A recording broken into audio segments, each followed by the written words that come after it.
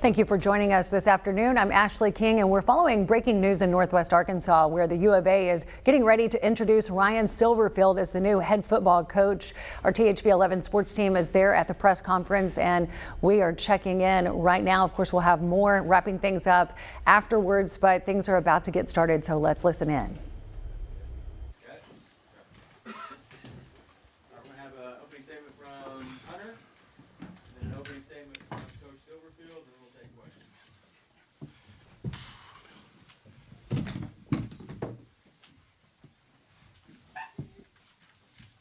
Well, good afternoon, and thank you all for being here.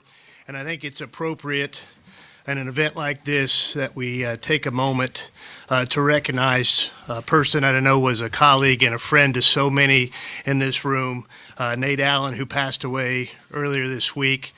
This would have been a special event for Nate for sure, and his presence here today is truly missed, and I know that you all will join me in keeping Nate's family in our thoughts and prayers today and during the course of this week.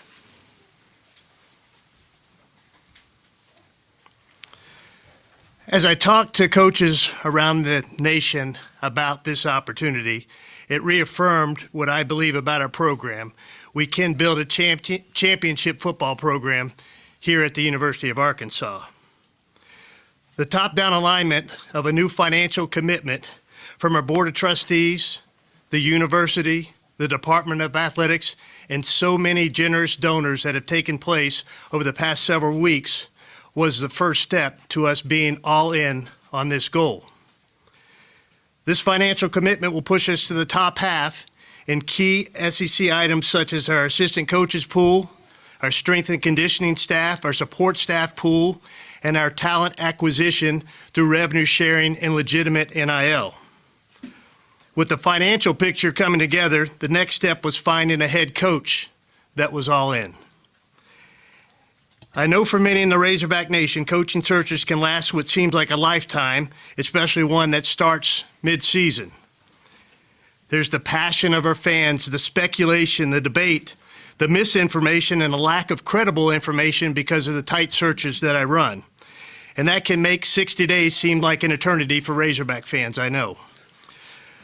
But for me, this was not a race, but it was important that I took the time to find a great coach and to identify a coach who truly wanted to be here, a coach who clearly understands this state and the importance of our football program to this state, and a coach who shares my expectations and the expectations that we all share for the Razorback football program to compete for and win championships.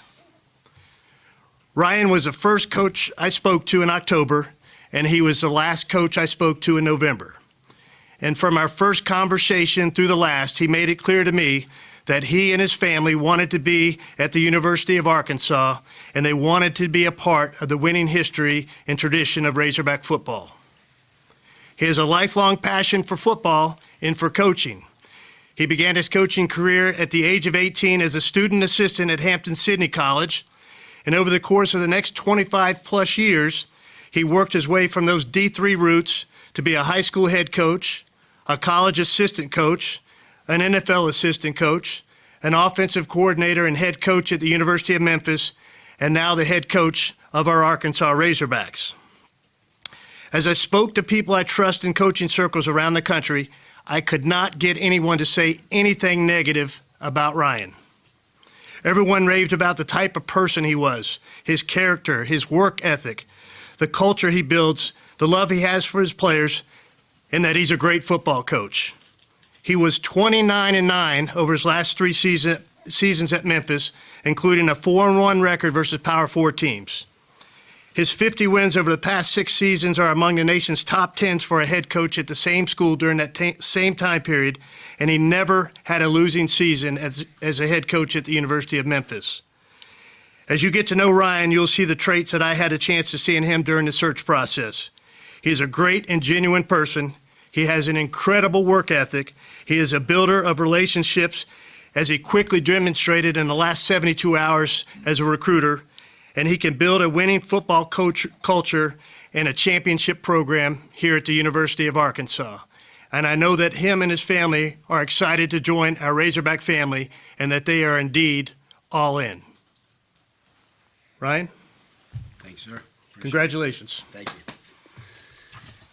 Good afternoon, Razorback Nation. Thank you all for being here.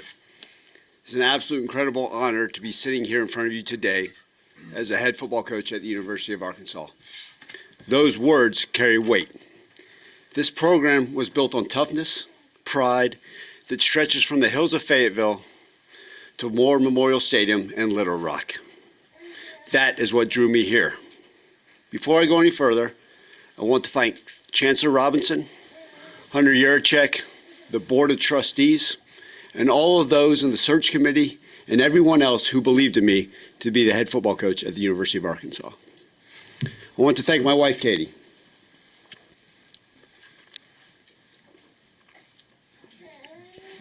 Those two beautiful girls sitting right there, Adeline and Cecilia. Anybody that knows a coach's wife understands the long nights, the countless questions, the uncertainties, the love, the patience, and Katie has existed every single one of those. Her love and passion for me and for the game of football stands tall. She's given me the greatest gift that any father could ever ask for, and two girls. And the love for those two, when I look at them, it's what I'm all about, family and football. Adeline and Cecilia will make you guys very, very proud. And man, y'all look good in those outfits. That is who I am, family and football. I told the team when I met with them this Sunday that we will have to earn everything we get. Every win, every championship, every ounce of respect, we will have to earn it. Nothing is going to be given to us here, and that is how we earn it. So how do we earn it? How do we win an SEC championship or championships? How do we win a national title? We have to earn it. We have to empty the tank. We have to attack the work. We will respond to everything with toughness. We will never back down. We will guard our integrity, and we will do it together. If you listen carefully, that spells out earn it. That is our standard that we are setting today. We are all in, and we will earn it every day. Because this is Arkansas, this is a state not built on shortcuts or flash. It is built on early mornings, people that don't make excuses, and communities that fight for each other. From Frank Burrell's national championship team to the 1964 squad that set the standard. From Darren McFadden electrifying fans to Woo Pig Sooie throughout the Ozarks. This program is built on pride, resilience, and toughness. And it is time to bring it all back. Here's my promise. We will be relentless. We will play tough and smart. We will do things the right way, and we will earn it. To our fans from Fayetteville, to Fort Smith, to Little Rock, to Texarkana, Fort Smith, Pine Bluff, and all the towns in between, we need you with us. We need you to be all in. We want you to look at this team and say, they fight like Arkansas. Being all in together, we will rebuild it, we will earn it, and we will make this state proud. Thank you for being here today, and Woo Pig Sooie. Now, well, I think I got one more thing. Quincy? Quincy, you're all in for your senior year? Yeah. Let's go. KJ, you got something for us? Oh, I'm all in too. Yes, sir. Let's go. Some good news to get this day going along with the press conference. So You hadn't shared that with me. That's big news. that's big news. Yeah, I was good. Keeping it on the edge. Let's go. All right, we'll turn it over to questions. Trey, I think you've got to lead us off, right? Well, I think speak for everybody, say welcome, Coach. I'm curious, Hunter, you said this is the first name that you talked to. I was wondering how that first contact went with both of you guys, and then just kind of the conversations that went on throughout that, and I'm sure you interviewed several candidates also along the way. Yeah, I mean, the long runway of almost 60 days allowed me to talk to informally to about 25 to 30 coaches during the course of that time, narrow that field down to 8 or 9 that we had some very formal interviews with, and narrow that down to 3 that we had some intensive in-home visits with, and then narrowed that 3 down to 2 that we really zeroed in on that we thought both would be great coaches. The first conversation for Ryan and I was by way of Zoom, and we connected with our small college roots, him having been at Hampton-Sydney, me at Guilford College. They compete against each other in the ODAC, and that was a common bond for him and I right out of the gate. But I could tell Trey that him and I would work well together, and I think that's really important for an AD and a head football coach, because you got to get in that bunker together, and you got to build this program together, and that's the only way that truly works. Your impressions of the first contact and the conversations that followed? Well, listen, I've understood how much this football program, this university mean to this state. And I knew that from my, 10 years. And then having the opportunity, there were people that called and programs that called in universities, but when the University of Arkansas called, I got excited. Because I understand the passion, like I talked about, all the things that make this place so special. And so the opportunity to visit with Hunter, and really just to get to know each other on the surface and to talk about things, talk about his beliefs, his core values, what he wanted for this program, it aligned directly with me. And as Hunter just mentioned, that is so important, right? Because I was so fortunate to be at a place that I found special in Memphis for 10 years. But to me, to take that next step, it was important that I aligned with the athletic director, that we shared some common things, some beliefs that stand on the right type of merits of what we want this thing to look like. And so initially, just very pleased, and I said, this is an opportunity that if it so happens to go, I'm all for it. You've had a lot on your plate, obviously, with the recruiting and talking to all these players individually and stuff. I don't even know if you've finished that yet, but you've also got to hire a staff, and I'm sure you've talked to guys, and you probably are bringing some people from Memphis. I was wondering where you are with that process, when you would like to have the staff complete. Yeah, Trey, it's the wrinkles over my eyes are probably from lack of sleep between Hunter and I. We were joking around last night that I don't know if either of the rest are getting much these days, but that's a great thing because we're pouring into things that are important to us and that matter. And obviously hit the ground running, like I mentioned at the basketball game last night. From the moment I stepped foot, getting the recruits, the right ones, right? Some of these great ones in state to stay at home, and that was important to me, and I know it's important to our great fans. But then, part of it has been putting that staff together. And so in between phone calls, in between meeting with the players, I've met with every scholarship football player so far and had one-on-one conversations face-to-face, because that's important to me, is understanding who we are and what we're about and what else we need to do and what my job as a head coach is to improve this place for these guys, especially those that are coming back and mean so much to this program. And then the staff is coming together nicely. Obviously, the lot can't be shared publicly until they're sitting here in their offices, but I can tell you this, fans and media you're going to be blown away by the staff. It's going to be a bunch of high-character coaches. Coaches are going to love the players. They're going to pour into them. They're going to love this community. They're excited to be here, that want to rebuild this thing the right way and know how special Arkansas can be. So we're going to bring in a bunch of guys and a bunch of people that are going to make everyone really, really proud. Hunter, you've mentioned expanded financial commitment. Details, though. Can you give details as to what that looks like?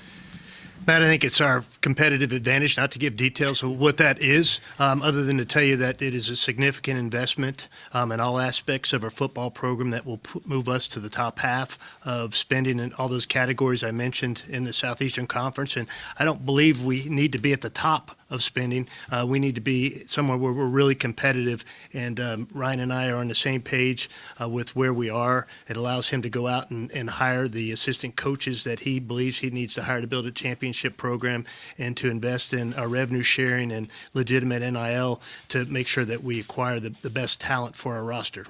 And Ryan, for you, how important was it for you to hear those words as you went through the interview process? Well, one of the things that, and Hunter had these discussions early on is, listen, give us a chance. Give us a fighting chance, and I promise you we're going to win a lot of football games and do it the right way. And I think I appreciated that because it's, like you said, we don't have to be at the top. You give us a fighting chance, we are. But at this day and age, we also understand how important it is, right? Doing things the right way, being able to build the right staff, being able to provide for our players in this new age of college football. I always look at those. A lot of head coaches look at other things as challenges. I look at them as opportunities for us moving forward.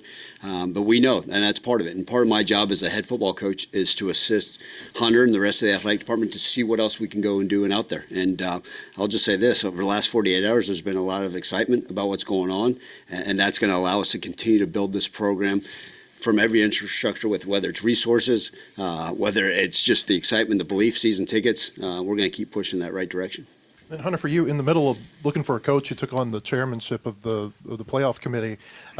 Logistically, how did that affect the search? And then did you have to did your higher ups need some assurance that you were going to be able to balance those correctly?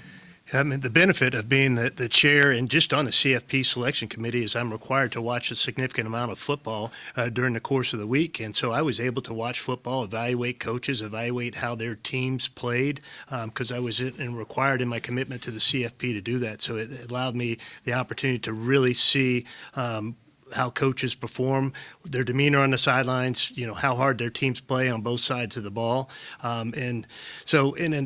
I was able to do both of those because I have an incredible staff, our senior administration, our support staff, all of our head coaches. I mean, they just do an incredible job, and they allow you to step away from the day-to-day responsibilities of an athletic director and know that everything's going to get done because just the people behind you that work so incredibly hard to make sure that this runs when I have to step away and do, whether it's the CFP duties or I'm away on the head coaching search trail.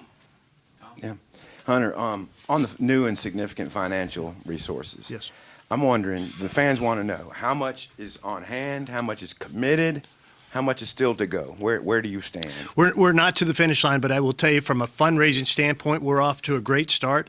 What the athletic department is going to commit is significant, and that's how we're going to kind of reallocate some of the dollars that we have. The university, through a direction of the board, is going to make a commitment to our football program as well, and all of that's significant. I don't want to tie a specific dollar amount to any of that because I don't want to limit what we can do. And also I want to make sure that we have a competitive advantage. I think once you put your financials out there and tell other schools what you're doing, then it allows them the opportunity to come meet you where you are or exceed where you're at. Ryan, a lot of head coaches came here before you that did not win. Why is it that you can come in and build a winning program here? Yeah, absolutely. Listen, first and foremost, it's always going to start with the players. And, we got gentlemen here today that are going to be committed to doing it the right way, that believe. And that was so fortunate for me, like just immediately understanding what we have on this roster and going out and finding. I think you guys got to see the work that could be done in 24 hours. Give me 24 days. Give me 240 days. Give me 24 years. All right, and you're going to see a winning program. And I think that can happen immediately. It's not one of these things where we're sitting here saying, hey, Hunter, I need 3 years to rebuild this. No, we can start rebuilding the culture the moment we step down, the moment I had the opportunity to sit face-to-face with these guys and talk to them and see what they're all about and tell them what I'm all about and how we're going to do this thing together. And I firmly believe it starts with the players in the locker room. That everybody always says, Ryan, tell me about your culture. What's it like? What's it mean to be all in? And I always say, go see the players in the locker room. Go see those players that have been over to my house, the people that my wife has got to know and to pour into as well. And that's what it's all about. And the staff we're going to be able to put together. There are so many things about the state of Arkansas, so many things about this university, and so many things about this football program that are going to set us up for success. All right? There's a proof behind this program, the way we're going to work. We're going to outwork everybody in this country. Okay? And our players are going to believe in that. We're going to do it the right way. We're going to build an excellent culture, a sustainable one, year in, year out, and we're going to make our fans very, very proud. You got a first-hand look at Arkansas football this year. Yes, sir. And that was basically the story of the season. Did not close the game out. How do you get from that point to winning a ton of games? Yeah, I think part of that is, right, just finding ways. And, listen, at Memphis this past year, we found ways to finish some games and we found some ways not to. And that's the nature of college football. The margin for error continues to shrink, right? And just, brief synopsis of what I saw from Arkansas is, we have to find ways to be more disciplined. Right, whether that's penalties, all those things. I think just the leadership, right, and a lot of the players have come to my office and said, Coach, I think we want to step the leadership. Okay, well, good. That has to start right now, right? We can't wait till we get back on January 14th. That has to start right now, and guys buying into the way we're going to do things. I think the way you condition in the offseason, the way you condition during the season, what does that look like? A great understanding of situational football. Now, ultimately, we look at, I don't get much into statistics, but you want to talk about ball security and turnover margin. I think that's been an issue. At Memphis, over the last 10 years, we're one of the best teams in the country at turnover margin, significantly more so the last 5 years. And that's important. That's how you win those games. And then finally getting guys to believe, guys that are going to be resilient, guys that are going to finish and fight every single play. And if you do that, you give yourself a chance. Hey, Ryan. Jackson Fuller, Southwest Times Record. What will you be valuing most in assembling your staff? Is it SEC experience, your own personal relationships? Or how are you going about that in terms of what you're valuing? Yeah, Jackson, listen, I always have valued experience, and I think that's important. But most importantly, great coaches and great leaders of men. And you can say, well, that sounds like coach speak. That's not. Because I believe that how you do anything is how you do everything. And we're going to find coaches that are going to truly pour into these guys. And they may think it's corny, but I'm going to tell them, these coaches are going to love them. They're going to hold them accountable, okay, to everything these guys say they want to do. And they're going to make sure they achieve exactly what we say we're putting out there. And we talk about standards and all those things, but coaches are going to set the standard and push the players to meet that standard. And look, there's coaches that are coming aboard that have SEC experience. All right, they'll be here before you know it, and we'll be able to talk about them and write about them probably the next time we all get together.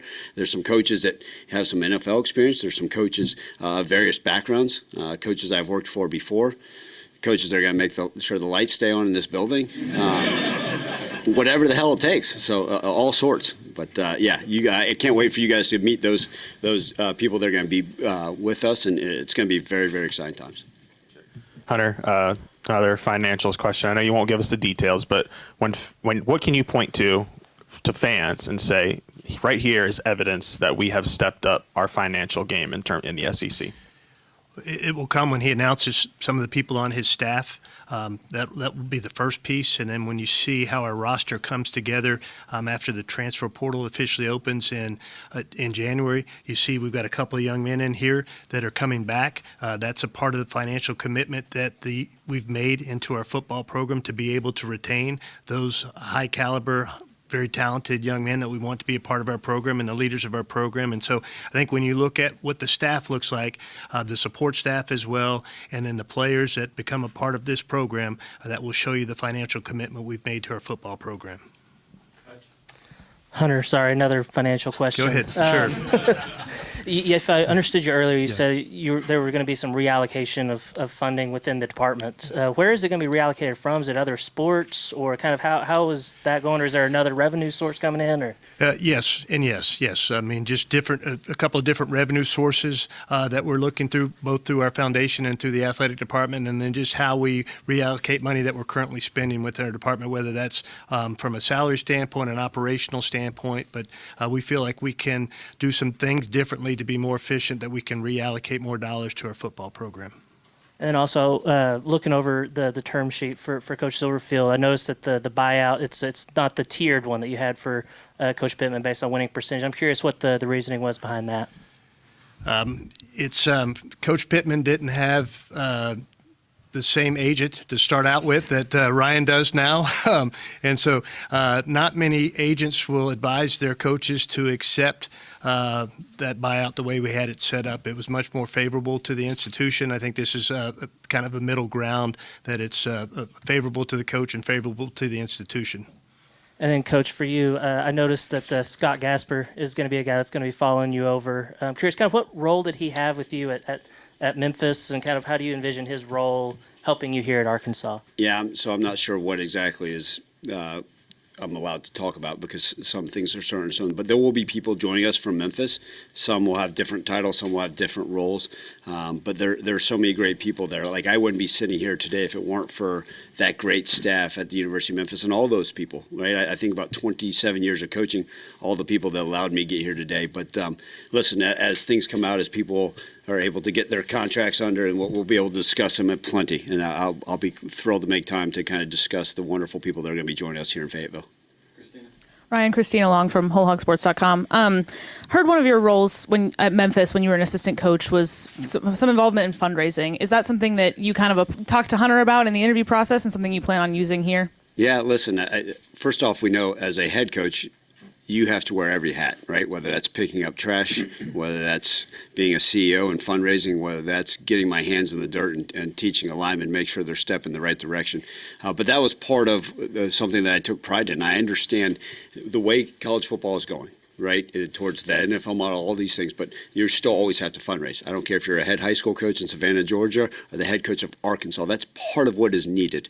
And until they say, hey, we're just going to play for free, I don't know if, and we're not playing with monopoly money, there's always going to be the need for fundraising. And so I told them, and I've told his staff already, it's my job to help assist that. And, we can do that first and foremost by winning football games. But I'm happy to go knock on doors, to go meet some of these people. And I think part of that is just building the relationship, right? I can't wait for so many of our great fans, so many of our great donors, so many people that have already stepped up and said, hey, I want to help out. But just building those relationships and let them understand what I'm all about, what our young men are all about, who they truly are. And that's what's been so special to me. Like, you sit there and you have a narrative of coaches, of what you think they are and who they're about. You have a narrative of what you think of a program and the players. And then I have the opportunity to sit down with them face to face and get to know them and get, to tell that story. And that helps the fundraising as well. And I can't wait to develop so many of those relationships. But yes, long-winded answer, that was part of what I did at Memphis, and we're going to go to it full force here. Hunter, you'll never guess what this is about, but are there plans to implement a student athletic fee as part of this new financial commitment? There is not. That is not something that at least has been discussed from an athletic department standpoint. If that's something the board and or the university decides that they feel is the right direction to head, that would be their call, not the athletic department call. But from an athletic department standpoint, we have not discussed that. And then to you, just what would a successful first year of the Silverfield era look like? It's already off to a great start. When you talk about the recruiting class, the kids that he flipped in the first 24 to 48 hours, the young men that he's convinced that this is the right program to be a part of, and just putting this team together, putting this staff together, and really giving our fan base some hope for the future of our football program and what that can look like will be a successful first year. And let me touch on his fundraising prowess. He doesn't even know this yet. So he was in the Courtside Club last night, and he was doing what he does in building relationships with donors right off the bat. He walked away from one donor. The donor came up to me and committed to a 7-figure gift to our football program, just with a brief 5-minute encounter. He didn't even know he'd done that. Like I gotta go meet some more people. I'll see you. I think you see kind of the personality he has, and he can quickly build relationships and sell his vision to our fan base. Yeah, Hunter, just following up on that example, how did the financial backing come together over the past few months with board, donors, et cetera? Yeah, I mean, it's been, the board's had some significant discussions internally as a board, so I can't speak to those discussions. I was not a part of that. I provided some financial data to them. They asked the university to make a commitment. They asked the athletic department to reallocate dollars to make a more significant commitment. And then Ryan White, the executive director of the foundation, and his team and myself, we've been working for the last 30 to 45 days on that fundraising trail. What was the process like? How long was it to kind of do that review of the department's finances and allocating the money? It's been very quick because when you're out looking in a football coaching search, I mean, football coaches want to know what their assistant coaches pool is going to be. They want to know what their support staff pool is going to be. They want to understand the revenue sharing and the NIL opportunities before they're going to dive headfirst into a job. And so we had to put all that together and make a commitment to that pretty quickly. Ryan, big Arkansas senior class, and also just the day and age of the transfer portal. How many spots are you expecting to be filled by your Memphis players? I can't even comment on that. But listen, we dealt with 78 new players this past year at the University of Memphis, and we know there's going to be turnover. That's, like you said, that's what college football is all about nowadays. But I can't comment on what that will look like, but we're going to look all over and find the best fit for us. Right, and no different than recruiting. It's not about just taking the 4-star. It's about finding the best fit for our locker and the culture that we're creating. Coach, Hunter mentioned Nate Allen a while ago, and it's odd as this is, the last conversation I had with him Sunday, the last thing he said to me is, will you ask Coach if he plans to have anyone on his staff from Arkansas? He said, I'm too sick to go. And that was Sunday. That's the last thing he said to me. Can you address that? I mean, I feel neglectful if I didn't ask you. No, listen, and I have much respect for you asking that question on its behalf. As we assemble the staff, listen, people that understand this great state, that's important to me. Okay, and not only I think about this. I think about my nights in the Bass Pro Shop pyramid overlooking, and I'd always point out to the recruits and say, "See that bridge right there? That goes to the great state of Arkansas." And we've had a lot of players I've been able to coach, and I've recruited this wonderful state for so long and had relationships. In fact, I think I was looking at it even when I was talking to Hunter. I think a third of the guys on the roster already at the University of Arkansas at some point I'd had a conversation with over the last 4 or 5 years. Quincy, I was his first offer out of high school, and he won't admit how small he was when I first offered him. And that relationship, I just think oh, man, it comes full circle. And there's some of these guys. I was sitting down with some of these players that I was sharing with Hunter that a couple of them, they're like, well, you beat me at this previous school, then you beat me this past year. I'm staying part of this team because I don't want to have to go against you again. But we will look for people in the staff that make sense. I assume that there are going to be some people with some good ties to this great state and this wonderful university. Yes, sir. Coach Ryan, Evan Camico, Pig Trail Nation. Curious for you, you were involved in the Memphis community. What excites you about getting involved in the Arkansas community here in Northwest Arkansas? As last night, yelling in fans' faces as well. What just excites you about the future here? Yeah, I mean, if you can't go and see what those the students, absolutely amazing. They kept me from doing it. I was gonna put on one of those overalls with the stripes on it, but they didn't know. I mean, I thought it was going to be pretty cool, but I withheld myself. But those students got me fired up, and that's that passion of the fan base. I mean, just seeing it, from the moment I touched down, the first thing we went and we watched, and I got to talk to Coach Cal and how much he loves this place, and I got to hear about those things. And then you think about the Children's Hospital of Northwest Arkansas. To me, we're going to give back to this community. My wife and I are going to do everything we can to make this place as great of a place as we can. And how can we give back? What are some community things that we can do? We were 5th in the country at Memphis last year in community service hours. And to me, that's as important as anything we do, because I think if we can give back to the community, right, it means so much. And a lot of those people are going to be, in the stands and being season ticket holders. So whatever we can do, I'm all part of it. And, I know there's a Veteran Affairs, there's a VA hospital here. That was something I was huge with in Memphis, giving tickets to the vets. As soon as it slows down, if it ever does, maybe February, I'm going to get out and want to visit with the VA and see how we can help them. There's so many great organizations and so many great people in this community. My family and I are going to do everything we possibly can to give back. Last one for me. You had those 2 guys over there just come in here and say they're all in for you. What excited you about getting those guys back for 2026? Well, listen, it starts with the type of, and I'm not trying to repeat myself. It starts with the type of young men there, because I had an understanding of who they were, and anybody can watch film and know that they're super talented, and know that there's also, like I told them, I said, guys, we haven't scratched the surface, and they know both that. That's why I said I'm going to push them, I'm going to challenge them. And when they sit there and say, "You're right, absolutely," and you sit down with a kid and you tell them you're going to push them and hold them accountable, and they start sweating and batting eye. I'm like, cool, get out of my office. Good luck to you. But those two, it's the mindset, the integrity, the approach. They want to be leaders. They want to see this team succeed, right? I told them, there's no more of this loser mentality.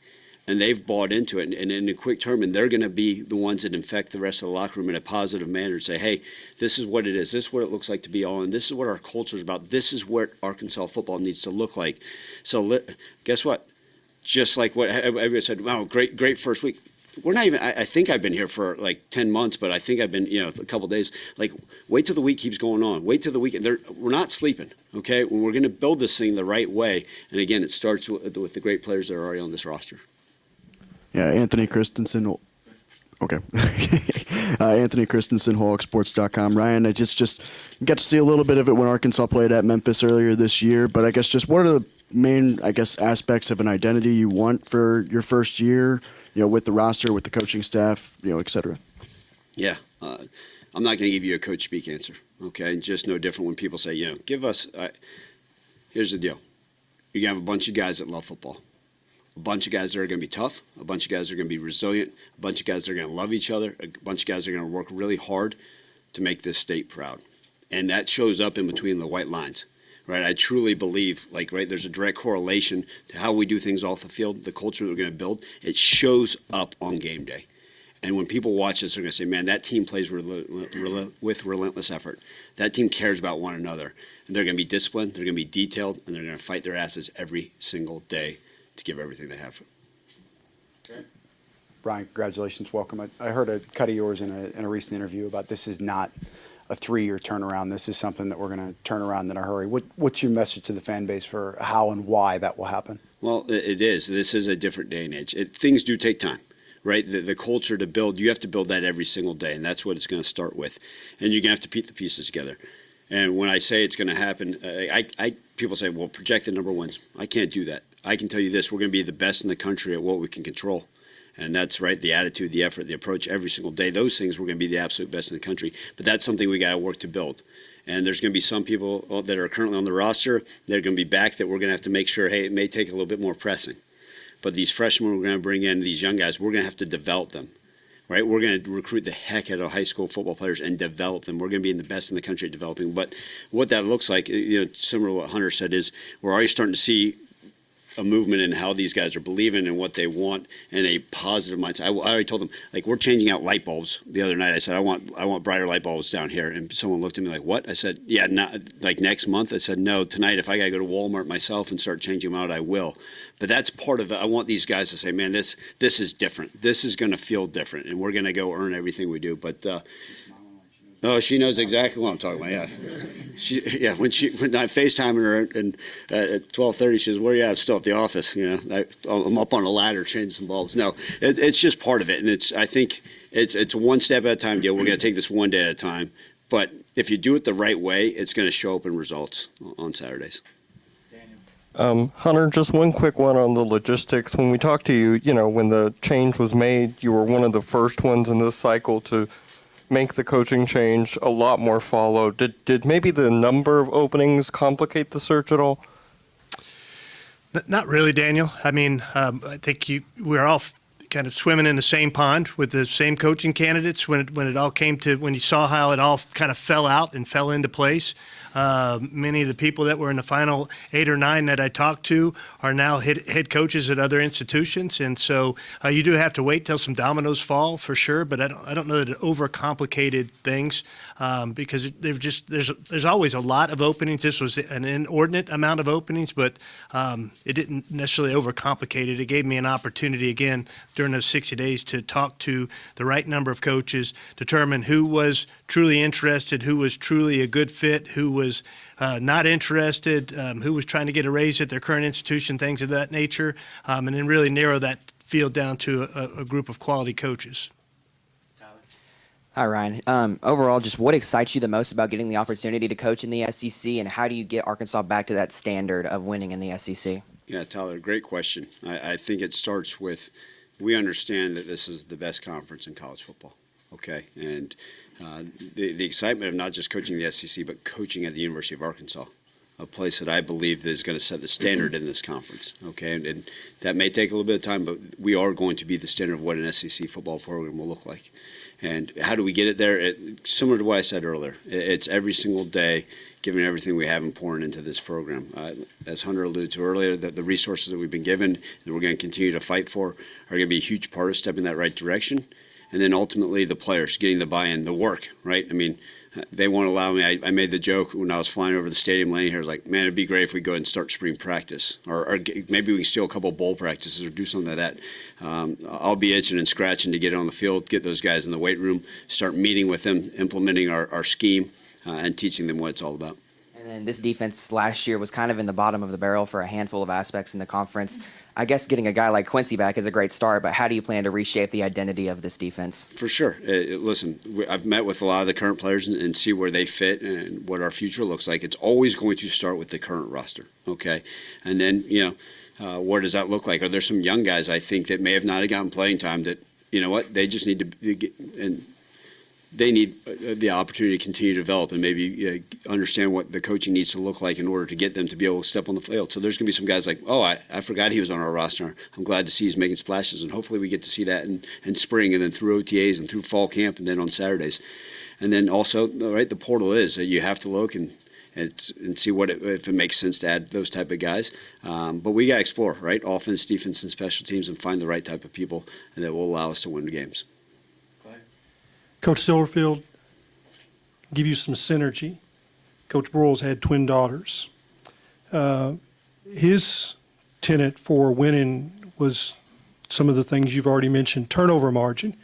How do you impact turnover margin, and what specifically in practice takes place to make that happen? Yeah, well, Coach Broyles is obviously a legend, and someone had told me that, and so I appreciate that good synergy. They had twin girls, so I always say this. Someone said when you had the girls, is it going to take away? Is it going to be a distraction? No, it's made me a better coach, And anyways, you can see my passion for my family. and how much they mean to me. But with the turnover margin, it is truly, people talk about the keys to victory, and a lot of these coaches go into analytics and statistical stuff. That's great, and that's what you do, right? You always got to have one more point than the opponent. So there's going to be some games. Maybe we win a game 3-0. Maybe it's 48-59. I don't know what the heck it's going to look like. But with turnover margin, you have to preach. You have to talk about it all the time. All right, we're going to use the terms OTB and TTB. All right, OTB is going to stand for own the ball. Okay, KJ and I were just talking about that this morning, and we kind of were joking around about something that's some of the stuff we did at Memphis. But when we talk about owning the football, it starts with everyday drills. Okay, so every coach in the country talks about take care of the ball, but you can notice, like, how does a team truly preach it with what ball security looks like? But you have to practice, you have to talk about it, and any time that it shows up, I don't care if it's a Tuesday practice on August 6th, if that ball security looks inadequate, you have to approach it, and you have to approach it right then. And the players have to understand there's a standard to ball security. The quarterback has to make great decisions. That starts with the snap. That also starts with the communication in the return game. We've seen year in, year after, especially this year in college football, there are more mistakes made in the return game by poor communication. That's part of the education of what the rules are, and what that should look like, and the ability to make that communication. And then we talk about taking the football away. All right, that's the TTB, take the ball. And you got to preach it, right? Every day in practice, taking the punches. We talk about the old peanut punch from Peanut Tillman, right? The guy that I saw get some punches on Adrian Peterson back in the day when I was with the Vikings. Hey, you got to talk about when the ball's in the air, going and attacking it. And so that's the stuff that has to show up. We do a takeaway circuit and a turnover circuit every day in practice. That stuff, but guess what? You have to implement it in your program immediately. It can't just say, oh, okay, before the game, guys, make sure we take care of the football and go get some takeaways. It's got to be embedded in our program. That's got to be part of our DNA. And that's how you win some of those games we talked about earlier, some of those close games. That's how you find a way to win those. Coach, you talked about wanting to build something sustainable, but we are in the age of the transfer portal and guys getting poached left and right. How realistic is it to build any consistency, not just in roster, but in play for any program in today's college football? That's a great question. Well, if you look over the last 10 years, I think the University of Memphis football program has probably been one of the most consistent programs in the entire country. And I take pride in that. And, that was part of the conversations with Hunter is maybe this past year at Memphis we didn't go undefeated, right? But if you look at the track record of what we've been able to build, the sustainability, 51 straight games of 20 points or more. That's pretty darn consistent, right? The longest streak in the country by far and away. That's called consistency. You took a quarterback that we started at 17 years old that started 4 straight years in college football, right? Then all of a sudden we brought in a guy that had won, I think, 3 or 4 games in a 3-year period. He wins his first 6 games at the University of Memphis, right? You talk about what it is, and talk about keeping guys that want to be a part of something, that want to continue to build it the right way. That's the sustainability. And be able to keep coaches that are so proud to live in Fayetteville, this great community, and be a part of this thing. And it's got to be by me understanding as a head coach, right? When we have a good season next year, well, the next year it has to be even better. And it's my job to continue to challenge myself and improve every single year. How do we continue to make this thing better? I'm going to challenge the administration. I'm going to challenge every single person. We're going to continue to push the envelope in the right direction. And ultimately, we're going to be judged by wins and losses. But you can do it, and I think you can have sustained success year after year after year in college football. And I think those that don't are afraid to keep up with it, be able to fight every single day. But we come out swinging, I can promise you that. Robin? Hi, Coach. Robin Hearn from 5 News back here. Sorry, we're all the way back here. Just want to talk to you a little bit about what were those conversations like with the guys that you were able to flip within like the first 24 hours, specifically the in-state guys? Yeah, Robin, if I'm trying to slow down my talking, but I've got that southern stuff, and so I start mumbling. So I probably talked for about 20 hours straight to these guys, just text message talking and just, talking all about it. But I think part of it, some of these guys I'd built relationships over time, over the years, just getting to know them, and then just selling them for the vision of what we're going to do and what we're all about. It started because they have a bunch of in-state pride. And that was one of the reasons that drew me to this job anyways. Like the guys that sit here and say, I want to be part of this program because this is home for me. And whether home's in Little Rock, this is still home for them. And so a lot of the guys are, man, I want to be a part of this. And then understanding what the passion is and what it's like and building something special, right? And like we talked about, it's not we're not going to be good 3 years from now. We're going to help be a part of this thing to get this thing flipped. And a lot of people have sensed that. And I think you got to see what it was like. And I look forward to actually, taking a deep breath, figure out what this thing is. But probably by February, we're going to start putting in the best recruiting class in program history for the 2027 class. And gosh darn, I mean, if I get a full 5 months to do so, that's going to be a heck of a deal. Also, since coming from Memphis, have you been able to try any barbecue here? No, I've not. Most of it's been eating peanuts and stuff I can find. There's not a whole lot of opportunity to explore. Someone said, "How's Fayetteville?" I said, "It looks really beautiful at 12:30 at night and at 4 a.m." But other than that, I don't know. You know, I had to open my window today just to see. Wait, there is sunlight out here, but because a lot of it's been just a lot of meetings, phone calls, and conversations, which it's been a blessing because it's been so many great people. You know, last night getting on the golf cart to the basketball game, I was like, okay, good. I get to see a little bit more of campus and see some of this stuff. But no, I look forward, and if people ever know, and my wife will contest to this, like, unfortunately, my weight gain is going to increase pretty steadily over the next 4 months, and I hope it's with a ton of Arkansas barbecue. You got any suggestions? Wright's is a big one here. Perfect. I think I know what I'm having for dinner. Yeah, it's more Texas style than Memphis style. Andrew just pointed out to me also that Houston Nutt had twin daughters, so maybe part of the requirement here.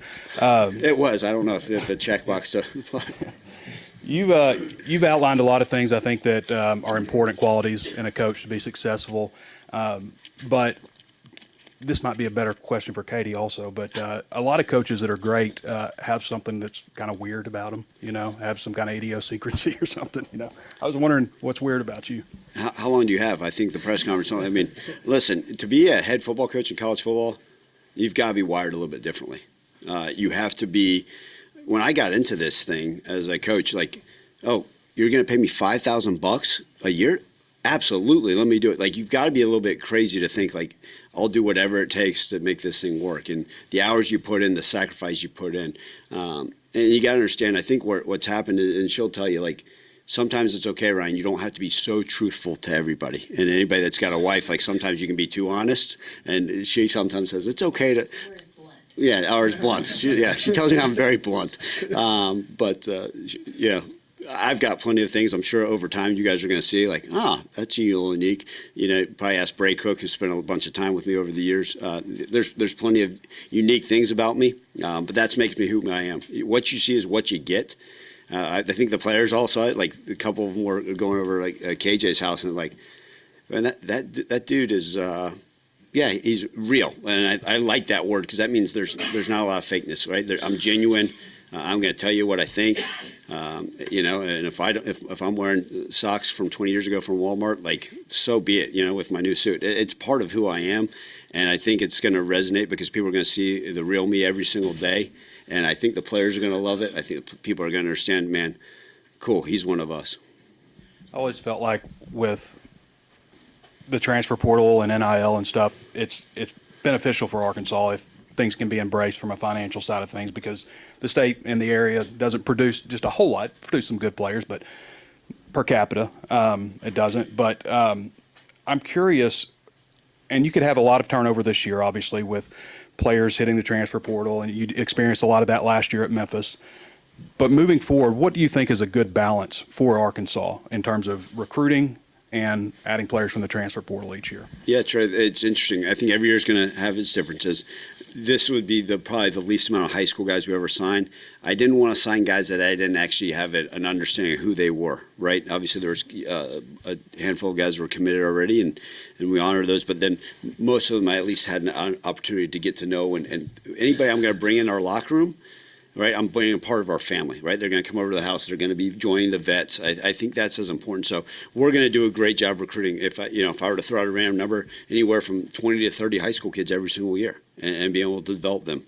And then, what is it? Like, if we only need to fill 10 spots in the portal, and some of those may be a third string guy that I got to bring in the portal, right? Everybody always assumes you bring a guy in the portal, is he a starter? Well, if a redshirt freshman goes in the portal and he's not ready to play, but maybe in a year from now he can fit your scheme, then so be it. But it's finding that right balance. But we are always going to rely heavy on high school recruiting, and our job as coaches to develop those guys. A lot of times when there's a new coach, there's some quarterback turnover. KJ obviously said he's coming back. I'm just curious, can you outline maybe like how big of a priority that was for you, and just what is it about him that made you come here and say, I want this guy to stay, instead of maybe going out and bringing your own guy in? Well, I'd been able to watch, obviously, studied some Arkansas film prior to playing them, and I knew his background. And then really over the last course of a few days, just being able to, more than anything, right? Like I mentioned earlier, the film study speaks for itself. And he's got a unique skill set. He's very talented. Even as of this morning, we were actually watching film together, right? Going through some things and talking about it. Like, hey, I know why this throw went to this way. And I certainly don't specialize myself as a quarterback guru. The last time I was a quarterback coach was 2005. But just talking through things with protections and just getting his, the understanding of the way he processes, right? The care, and you hear other teammates talk about what a leader he is and how much it means. And so that stuff is huge. And the success of a team, ultimately, quarterbacks get too much credit, quarterbacks get too much blame. But I think KJ's got a bright future. Coach, you were asked about your defense earlier. I'm curious about the offense. Kind of what do you envision X's and O's wise? Kind of what do you want on that side of the ball? Yeah, listen, it's going to be similar to the same offense I've run the last 10 years. Like I said, again, credit to the players. We had wonderful players, but it's been really one of the most consistent, successful offense year in and year out. And part of that is turnover margin. Part of that is just having great players making plays, and that to me is huge, right? But when it's all said and done, we're not a tempo type team. Okay, we're not an air raid type team. Everybody's got a unique name for something, right? It's pro style. Do you have to huddle? Well, if we're not always going to be looking to the sideline for signals.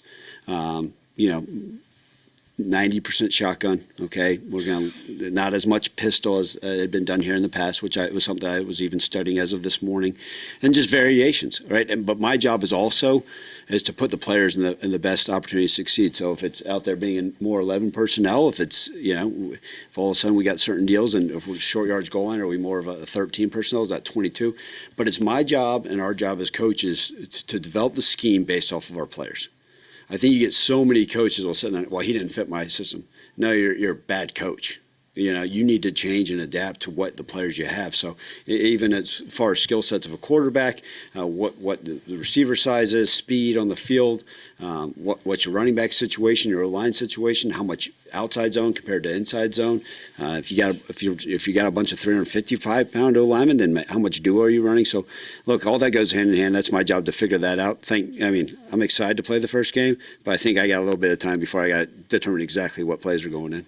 And then going back to the high school recruiting, you announced 17 signees yesterday. You've got today and tomorrow in the early period and then the February period. Are you looking at adding any more high school guys, or does it shift to more portal? Well, I think we got to see I think sometimes there's been some guys that hadn't signed yet. And if they fit with what we want to do, we're going to always do that. I think if we can add anybody that is going to add value to the locker room first and foremost, and then value to us on the field, we're going to explore it. And so to sit here as we continue to look at the roster numbers, but as always with everything, expect the unexpected.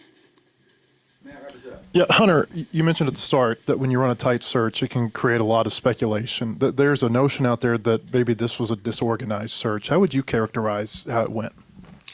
From my perspective, it was very organized. It went from roughly 25 to 30 coaches down to 9, down to 3, down to 2, down to 1. I know because Kyle would come in and say, this name was floated out there yesterday, this name was floated out there. I will tell you that my staff didn't know who I had hired until Saturday night after the game when we got together. And that was the same way the entire search. And so I just feel like out of respect to the coaches, especially running a search during a season where coaches are coaching other teams, and I have the ultimate respect for what those young men in those other locker rooms are going through when their coaches interviewing for jobs. And the calendar we have right now in college football makes it incredibly, incredibly difficult to have the level of respect that I want to respect. And that's why I run a tight search. It's really out of respect for those coaches that I'm talking to because I don't want rumors to be floated out there. I'm not trying to get somebody else a raise. I'm not trying to hurt them and their program. I'm trying to acquire the best coach for the University of Arkansas. And so, again, no one knew on my athletic department staff until Saturday night after the Missouri game who we were hiring. Speaking of Saturday night, I noticed on the term sheet you both signed it Saturday night. What was the timeline like Saturday when it was offered, agreed upon? How did that go? Yeah, Ryan and I had been communicating last week. He had a game against Navy, and I wished him good luck. It didn't turn out the way he wanted it to. We communicated some on Friday. He wished me good luck heading into the Saturday game. We visited some during the game on Saturday. I stepped out of my box and at halftime and went and called him. And then we officially got everything wrapped up late Saturday night. Fellas, thank you very much. Appreciate all y'all coming. Thank you. Thank you. Why don't y'all wait 3 days and do